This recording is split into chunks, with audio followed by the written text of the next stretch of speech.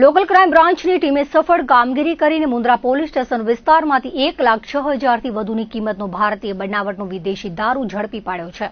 LCB PI અને પીએસઆઈના માર્ગદર્શન હેઠળ એએસઆઈ, હેડ કોન્સ્ટેબલ સહિતનો સ્ટાફ મુન્દ્રા તાલુકા વિસ્તારમાં પેટ્રોલિંગમાં હતો. તે દરમિયાન બાતમી મળી હતી કે મુન્દ્રાના મોટા કાંડાગરા ગામે આવેલા આશાપુરા માતાજીના મંદિર પાછળ પોતાની વાડીની ઓરડીમાં હરપાલસિંહ ટીનુભા ગોહિલ નામનો શખ્સ વિદેશી દારૂનો જથ્થો રાખી તેનું વેચાણ કરી રહ્યો છે.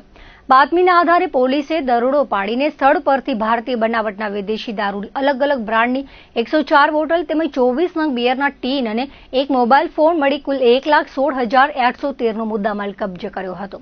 પોલીસે વાડી પરથી હાજર આરોપી હરપાલસિંહ ટીનુભા ગોહિલની અટકાયત કરી હતી. જ્યારે આ ગુનામાં સંડોવાયેલ અન્ય આરોપી જગદીશ પાતાડિયાને પકડવાનો બાકી હોવાથી પોલીસે તેની શોધખોળ હાથ ધરી છે. આ મામલે મુન્દ્રા પોલીસ સ્ટેશનમાં ગુજરાત પ્રોહિબિશન એક્ટ હેઠળ ગુનો નોંધી આગળની કાયદેસરની કાર્યવાહી હાથ ધરવામાં આવી છે.